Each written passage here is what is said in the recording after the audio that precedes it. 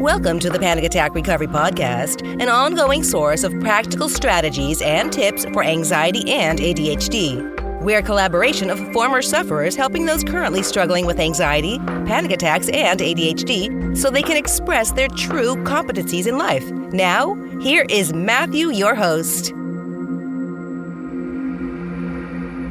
Today's installment discusses a simple, cost-free, but very effective thing you can do that can help you with anxiety, panic attacks, and even depression.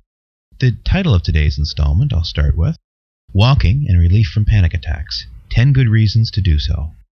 Now, as I said, something as simple as walking can be helpful for anyone with anxiety, panic, depression, agoraphobia. There are physiological reasons for this. For example, walking helps the body release endorphins, which can serve as a mood elevator. It also helps stabilize mood. When I was going through my journey with panic attacks and anxiety, I walked every day, but I didn't do so at first. Sometimes my mood would just start to lift when I was out for a walk.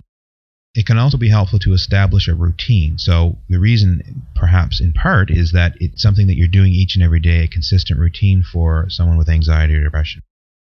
I always feel better once I return from a walk, even today. It's a great way to keep off extra pounds, if that's a concern, or even maintain your weight. It's a great way to simply stay healthy. Now, aside from the obvious physical and emotional benefits, I think the experience of being outside with nature can be extremely powerful. It allows you to take in all aspects of nature, and especially if you're fortunate enough to be close to an area such as a park or at the countryside and you can see all of these things. It's often quite easy to get to a park in your area and see these things. But even if you can get out, for a walk, you'll see the benefits. I can tell you that many people with anxiety and panic often overlook walking as something that's helpful for anxiety and panic. It's one of the reasons perhaps that some people have trouble recovering. They don't do something as routine as this. They might be looking for the magic pill, and this, of course, doesn't on the surface appear like any sort of a magic pill. And I wouldn't necessarily say it's a magic pill, obviously, but it's something over time that can be effective in combating anxiety and panic. Walking is actually a key recommendation by many psychologists for people going through a variety of emotional issues. Another benefit to walking is that it can open up our creative side. Whether it's something related to our work or our personal life. You may find yourself out, going for a walk. Your mind is clearer, and ideas just come to you. Also, it's a great time sometimes when you're out walking and all of a sudden you just may begin to feel happy for no reason at all. Or you might think of a happy memory or loved ones. But that overall experience is heightened when we walk for some reason. And there are probably physiological reasons for that as well as emotional reasons. The fact that we're clearing our mind, but nevertheless, it can be a very positive experience. So in a nutshell, I'd like to recap 10 good reasons to start walking. Walking doesn't cost any money. It doesn't require you to learn any special technique.